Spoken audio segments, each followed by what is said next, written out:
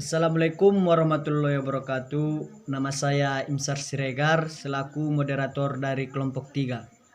Di sini kami akan mempresentasikan hasil diskusi kami tentang aliran pendidikan dan implikasinya terhadap dunia pendidikan.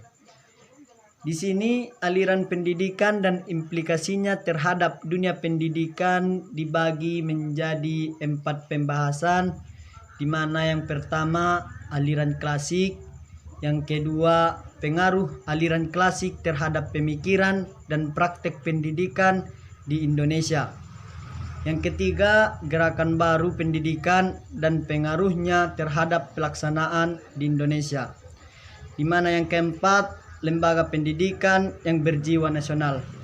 Di mana yang keempat materi ini ataupun yang keempat pembahasan ini akan dibahas oleh teman-teman kita dari kelompok 3 dan diharapkan kepada teman-teman sekalian agar menyimak materinya supaya kita semua paham tentang aliran pendidikan dan implikasinya terhadap dunia pendidikan.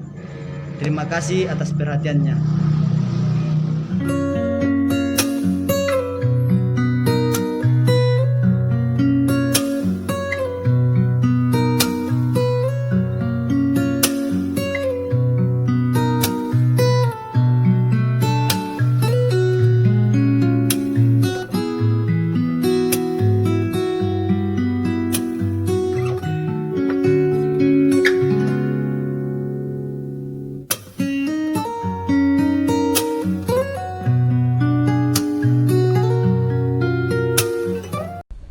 Assalamualaikum warahmatullahi wabarakatuh. Perkenalkan, nama saya Yuyunif Tarambe. Saya dari kelompok 3 akan menjelaskan tentang aliran-aliran. Aliran klasik. Pemahaman tentang aliran klasik ada beberapa pendapat yang berbeda, mulai dari yang optimis sampai dengan pesimis. Untuk menghindari penafsiran yang berbeda-beda, maka berikut ini akan saya bahas tentang aliran-aliran yang termasuk aliran klasik. Yang pertama yaitu aliran empirisme. Aliran ini berasal dari bahasa Latin, asal katanya empirin, yang berarti pengalaman. Aliran ini dipelopori oleh John Locke, filosof kebangsaan Inggris, yang terkenal dengan teori tabula rasa, artinya meja berlapis lilin yang belum ada tulisan atasnya. Dengan kata lain, seseorang dilahirkan seperti kertas kosong yang belum ditulisi, maka pendidikanlah yang akan menulisnya. Yang kedua yaitu aliran nativisme. Aliran ini berasal dari bahasa Latin, asal katanya natives berarti terlahir. Aliran ini dipelopori oleh Schopenhauer, seorang filosof kebangsaan Jerman yang hidup dalam tahun 1788 sampai dengan 1880.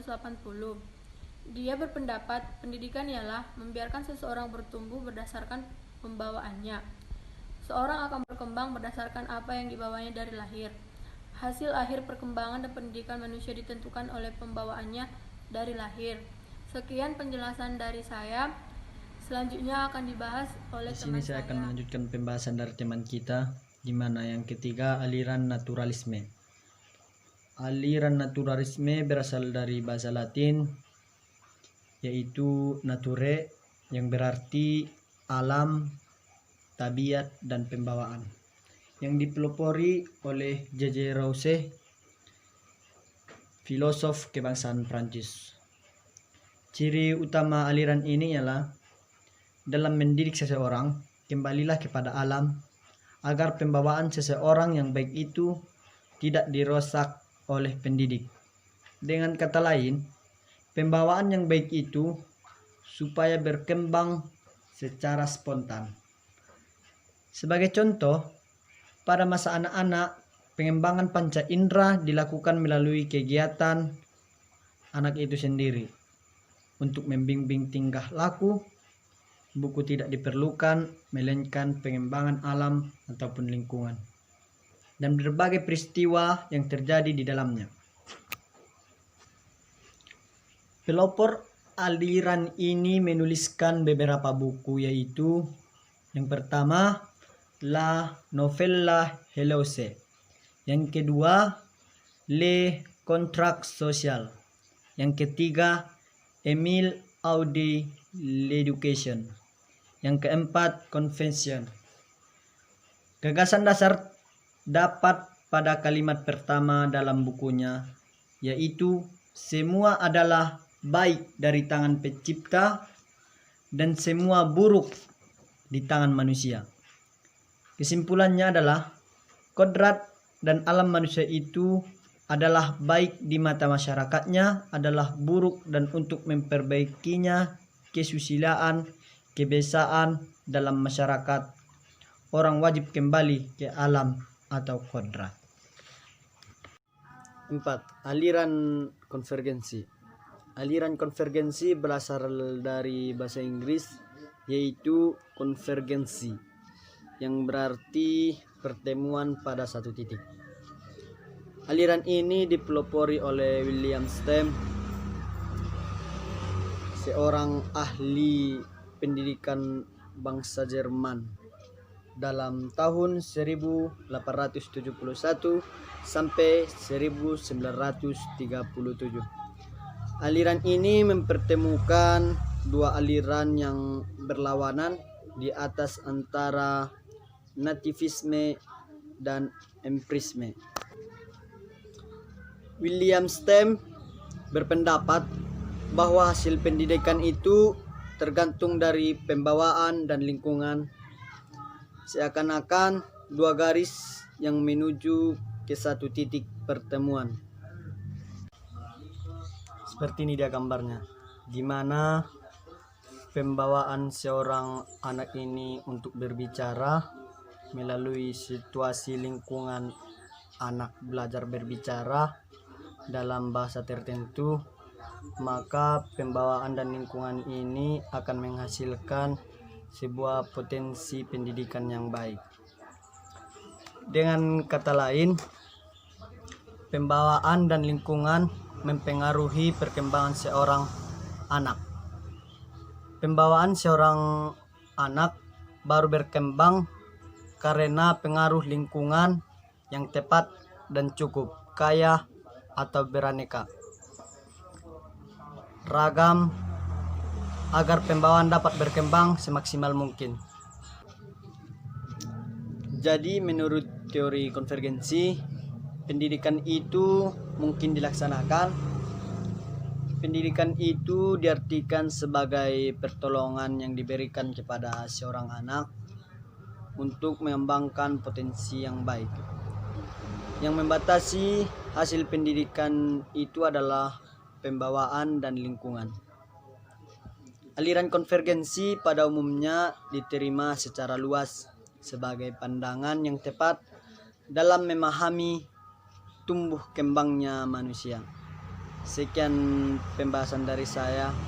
Assalamualaikum warahmatullahi wabarakatuh.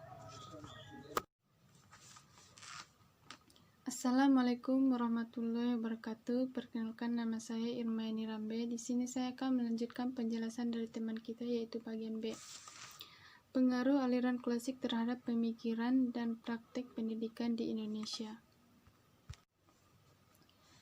Aliran pendidikan klasik mulai dikenal di Indonesia melalui upaya pendidikan, utamanya persekolahan dari penjajah Belanda dan disusul oleh orang Indonesia yang belajar di negeri Belanda pada masa penjajahan. Setelah kemerdekaan Indonesia, gagasan dalam aliran pendidikan itu masuk ke Indonesia. Dalam hal tertentu, sangat diutamakan bakat dan potensi seperti kesenian dan keterampilan. Dengan kata lain, meskipun peranan pandangan empirisme dan nativisme tidak sepenuhnya ditolak, tetapi penerimaan itu dilakukan dengan pendekatan eklektis fungsional, yaitu diterima sesuai kebutuhan dan ditempatkan dalam latar pandangan yang khusus dalam latar persekolahan. Kini terdapat sejumlah pendapat yang lebih menginginkan agar peserta didik lebih ditempatkan pada posisi yang seharusnya, yakni sebagai manusia yang dapat dididik tetapi juga dapat mendidik dirinya sendiri. Hubungan pendidik dan peserta didik seyogianya adalah hubungan yang serta antara dua pribadi, meskipun yang satu lebih berkembang dari yang lain. Hubungan kesetaraan dalam interaksi edukatif tersebut seyogianya diarahkan menjadi suatu hubungan yang transaksional, suatu hubungan antara pribadi yang memberi peluang baik peserta didik yang belajar maupun pendidik yang ikut belajar. Dengan demikian, cita-cita pendidik seumur hidup diwujudkan melalui belajar seumur hidup. Wabarakatuh. Perkenalkan, nama saya Hoirun Nuria Harefah. Saya akan melanjutkan presentasi dari teman kami, yaitu bagian C. C. Gerakan baru pendidik dan pengaruhan terhadap pelaksanaan di Indonesia. 1. Pengajaran alam sekitarnya. Di pengajaran ini, gerakan pendidikan yang mendekatkan anak dengan sekitarnya. Prinsip dari gerakan ini yaitu dengan pengajaran alam sekitar ini guru dapat memperagakan secara langsung. Yang B, pengajaran alam sekitar memberikan kesempatan sebanyak-banyaknya agar anak aktif. Yang C, pengajaran alam sekitar memungkinkan untuk memberikan pengajaran totalitas. Keuntungan dari pengajaran ini yaitu A. Pelajaran ini menentang verbalisme dan intelektualisme. Yang B. Objek alam sekitar akan dapat membangkitkan perhatian yang spontan dari anak-anak yang akan mendorongnya melakukan kegiatan dengan sepenuh hati. Yang C. Anak-anak selalu didorong untuk aktif dan kreatif. Yang D. Anak-anak dijadikan subjek bagi alam sekitarnya. Yang kedua yaitu pengajaran tentang pusat perhatian. Dengan pengajaran melalui pusat minat, oleh karena itu, anak harus mempunyai pengetahuan terhadap diri sendiri atau tentang hasrat dan cita-cita dan pengetahuan tentang lingkungannya, tempat hidup di hari depannya. Asas-asas pengajaran pusat perhatian yaitu 1. Pengajaran ini didasarkan asas kebutuhan anak dalam hidup dan perkembangannya. Yang kedua, setiap bahan pengajaran harus merupakan suatu keseluruhan atau totalitas, tidak mementingkan bagian tetapi mementingkan keberanian dari keseluruhan ikatan bagian itu. Yang ketiga, anak didorong untuk selalu aktif dan dididik untuk menjadi anggota masyarakat yang dapat berdiri sendiri dan bertanggung jawab. Yang empat, harus ada hubungan kerjasama yang erat antara rumah dan sekolah. Yang ketiga, yaitu sekolah kerja. Di sekolah kerja ini bertolak dari pandangan bahwa pendidik itu tidak hanya demi kepentingan individual, tetapi berkewajiban menyiapkan warga negara yang baik, yakni 1. Tiap orang adalah pekerja dalam salah satu lapangan jabatan. Yang kedua, tiap orang wajib menyumbangkan tenaganya untuk kepentingan negara. Tujuan sekolah kerja yaitu menambahkan pengetahuan anak, yaitu pengetahuan yang didapat dari buku atau orang lain dan yang didapat dari pengalaman sendiri. Yang kedua, agar anak dapat memiliki kemampuan dan kemahiran tertentu. Yang ketiga, agar anak-anak memiliki pekerjaan sebagai persiapan jabatan dalam pengabdi negara. Cukup sekian isi presentasi bagian dari saya. Wassalamualaikum warahmatullahi wabarakatuh. Assalamualaikum warahmatullahi wabarakatuh. Perkenalkan, nama saya Hotma Widya Safitri, akan melanjutkan materi dari teman kita, dasar-dasar sekolah kerja. Di dalam sekolah kerja, anak aktif berbuat, mengamati sendiri, mencari jalan sendiri, memikirkan dan memecahkan setiap persoalan yang dihadapi. Pusat kegiatan pendidikan dan pengajaran ialah anak, bukan guru, bukan metode, dan bukan bahan pelajaran. Sekolah kerja mendidik anak menjadi pribadi yang berani berdiri sendiri dan bertanggung jawab sebagai anggota masyarakat yang baik. Adapun pengajaran proyek. Dalam pengajaran proyek, anak bebas menentukan pekerjaan, merancang serta memimpinnya. Pengajaran proyek biasa pula digunakan sebagai salah satu metode mengajar di Indonesia. Antara lain, nama pengajaran proyek, pengajaran unik, dan sebagainya. Yang perlu ditekankan bahwa pengajaran proyek akan menumbuhkan kemampuan untuk memandang dan memecahkan persoalan secara komprehensif. Adapun langkah pokok proyek yaitu persiapan, kegiatan belajar, dan penilaian. Setelah itu ada juga pengaruh gerakan baru dalam pendidikan terhadap penyelenggaraan pendidikan di Indonesia. Telah dikemukakan bahwa gerakan baru dalam pendidikan tersebut terutama berkaitan dengan kegiatan belajar. kegiatan belajar mengajar di sekolah. Namun, dasar pemikirannya tentulah menjaga semua dari segi pendidikan, baik aspek konseptual maupun operasional.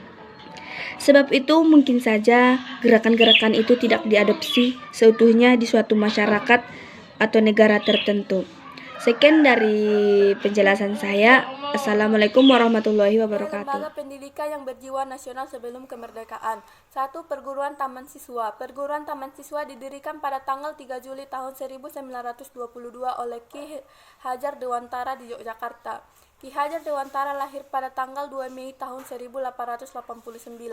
Perguruan ini didirikan dalam bentuk yayasan. Latar belakang berdirinya adalah bahwa sekolah-sekolah yang didirikan oleh pemerintah Hindia Belanda sesungguhnya tidak layak diperuntukkan bagi kepentingan dan kemajuan rakyat Indonesia. A. Asas Taman Siswa 1922. Pada awal berdirinya perguruan Taman Siswa mempunyai asas pendidikan sebagai berikut. Setiap orang berhak mengatur dirinya sendiri dengan mengingat tertibnya persatuan dalam kehidupan umum. Ketertiban tidak akan tercapai jika tidak ada perdamaian. Sebaliknya, seorang tidak akan merasakan hidup damai jika tidak diberikan kemerdekaan. Pendidikan harus diberikan kepada seluruh rakyat tanpa terkecuali. Untuk dapat mencapai asas kemerdekaan, maka kita harus bekerja sesuai dengan kemampuan sendiri tanpa mengharapkan bantuan orang lain. Oleh karena itu, bersandar pada kekuatan sendiri, maka haruslah kita memikul semua beban belanja dengan uang sendiri. B. Dasar Taman Siswa 1947. Pada tahun 1947, asas Taman Siswa disesuaikan dengan kondisi bangsa yang telah merdeka, sehingga kata-kata asas diganti dengan kata dasar. Dasar ini disebut dengan Pancadharma, yang terdiri dari 1. Kebudayaan, 2. Kemerdekaan, 3. Kodrat alam, 4. Kemanusiaan, 5. Kebangsaan. C. Tujuan perguruan Taman Siswa. Tujuan pendidikan Taman Siswa adalah menciptakan manusia merdeka lahir dan batin, yakni manusia yang mampu untuk senantiasa membudayakan dirinya demi kebahagiaan dan kedamaian, kesejahteraan masyarakat secara adil dan merata. D. Semboyan Taman Siswa. E. Jenis-jenis pendidikan Taman Siswa. 1. Taman Indria, 2. Taman Anak, 3. Taman Muda, 4. Taman Dewasa, 5. Taman Dewasa Raya atau Taman Madya, 6. Taman Guru. F. Hasil-hasil yang dicapai Taman Siswa. Perguruan Taman Siswa sejak didirikan sampai sekarang telah mencapai berbagai hal, diantaranya 1. Gagasan atau pemikiran tentang pendidikan nasional atau kebangsaan. 2. Lembaga-lembaga pendidikan dari Taman Indria sampai Sarjana Wiyata. 3. Sejumlah alumni perguruan yang telah menjadi tokoh nasional seperti Ki Hajar Dewantara, Ki Mangunsarkoro, dan Ki Suratman. 2. Perguruan Muhammadiyah. Muhammadiyah didirikan pada tanggal 18 November 1912. Muhammadiyah didirikan pada tanggal 18 November 1912 bertepatan dengan tanggal 8 Zulhijjah 1330 Hijriah di Yogyakarta. Pendidikannya adalah Kiai Haji Ahmad Dahlan. Muhammadiyah merupakan gerakan Islam amar ma'ruf nahi mungkar, berkaidah Islam dan bersumber pada Al-Quran dan Sunnah, serta bertujuan untuk menegakkan dan menjunjung tinggi agama Islam sehingga tercipta masyarakat Islam yang sebenar-benarnya diridhoi Allah Subhanahu wa Ta'ala. A. Latar belakang berdirinya perguruan Muhammadiyah. Pendidikan Muhammadiyah lahir seiring dengan latar belakang didirikannya Muhammadiyah, yaitu karena adanya beberapa gejala yang menonjol yang muncul ketika itu, yakni 1. Kerusakan di bidang kepercayaan atau agama atau akidah umat Islam.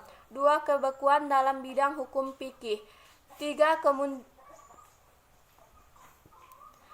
Kemunduran dalam pendidikan Islam. 4. Kemajuan jending Kristen dan misi Katolik.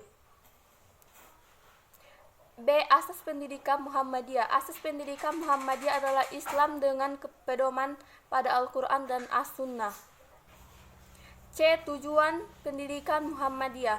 Tujuan pendidikan Muhammadiyah ialah berbentuk manusia muslim berakhlak mulia, cakap, percaya kepada diri sendiri, dan berguna untuk masyarakat dan negara. D. Cita-cita pendidikan. Cita-cita pendidikan Muhammadiyah meliputi 3 aspek sebagai berikut. 1. Baik budi, alim, dan beragama. 2. Luas pandangan, alim dalam ilmu-ilmu dunia atau ilmu-ilmu umum. 3. Bersedia berjuang untuk kemajuan masyarakatnya. E. Dasar pendidikan Muhammadiyah. Pendidikan Muhammadiyah didasarkan pada 1. Tajwid, 2. Kemasyarakatan, 3. Aktivitas, 4. Kreativitas, 5. Optimisme. F. Fungsi pendidikan Muhammadiyah. 1. Alat dakwah ke dalam dan keluar anggota Muhammadiyah atau seluruh masyarakat. 2. Tempat pembibitan kader yang dilaksanakan secara sistematis dan selektif, sesuai dengan kebutuhan Muhammadiyah khususnya dan masyarakat Islam pada umumnya.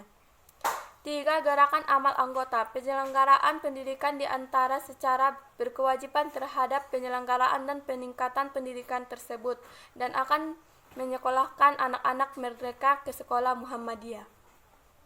G. Hasil-hasil yang dicapai perguruan Muhammadiyah. Perguruan Muhammadiyah sejak didirikan sampai sekarang telah mencapai berbagai hal, di antaranya 1. Gagasan atau pemikiran tentang pembaharuan pendidikan. 2. Lembaga-lembaga pendidikan dari TK sampai Panca Sarjana. 2. Lembaga-lembaga pendidikan dari TK sampai Pasca Sarjana. 3. Sejumlah alumni perguruan yang telah menjadi tokoh nasional seperti Kasman Singodimedjo, Panglima Jenderal Sudirman. 3. Ruang INS Kayu Tanam. Ruang INS atau Indonesia Netherlands School didirikan oleh Muhammad Syafi'i pada tanggal 31 Oktober 1926 di Kayu Tanam. Ia dibesarkan oleh ayah angkatnya yang bernama Marah Sultan dan ibu angkatnya yang bernama Khaliza. Dinamakan ruang pendidikan karena belajar dilaksanakan pada tempat yang tidak terbatas dengan konsep belajar dan mengajar. A. Asas ruang pendidikan INS Kayu Tanam. 1. Berpikir logis dan rasional. 2. Keaktifan atau kegiatan. 3. Pendidikan masyarakat. 4. Memperlihatkan pembawaan anak. Serta 5. Menentang intelektualisme. B. Tujuan ruangan pendidikan INS Kayu Tanam. 1. Mendidik rakyat ke arah kemerdekaan. 2. Memberi pendidikan yang sesuai dengan kebutuhan masyarakat. 3. Mengusahakan mandiri dalam pembiayaan dengan semboyan cari sendiri dan kerjakan sendiri. C. Usaha ruang pendidikan INS Kayu Tanam. 1. Pada zaman Belanda, INS menyelenggarakan berbagai ruang pendidikan seperti ruang rendah 7 tahun, ruang antara 1 tahun, ruang dewasa 4 tahun, dan ruang masyarakat 1 tahun. 2. Pada zaman kemerdekaan, atas izin pemerintahan Belanda, INS mendirikan ruang pendidikan, pengajaran, dan kebudayaan di Padang Panjang. 3. Pada tahun 1952, ia mendirikan percetakan dan penerbitan yang bernama Sri Dharma. 4. Pada tahun 1953, ia mendirikan program khusus untuk menjadi guru, yakni tambahan 1 tahun setelah ruang dewasa. Dan 5. Mencetak buku-buku setelah ruang dewasa. 4. Perguruan Dinia Putri Padang Panjang. Didirikan pada tanggal 1 November 1923 di Padang Panjang oleh Rahmael Yunusia dengan panggilan Nete Ama. Ibunya bernama Rafia sedangkan ayahnya bernama Syekh Muhammad Yunus. A. Latar belakang berdirinya Dinia Putri. Dinia Putri dilatar belakangi oleh rasa ketidakpuasannya terhadap Dinia School yang didirikan pada tahun 1915. Dinia School menerapkan sistem koedukasi, yaitu menggabungkan siswa putri dan siswa putra dalam satu ruang kelas.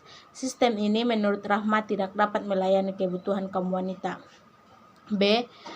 Tujuan pendidikan Dinia Putri, yaitu melaksanakan pendidikan dan pengajaran berdasarkan Islam dengan tujuan membentuk putri yang berjiwa Islam dan ibu pendidikan yang cakap, aktif, serta bertanggung jawab tentang kesejahteraan masyarakat dan tanah air atas dasar kepada Allah Subhanahu wa taala.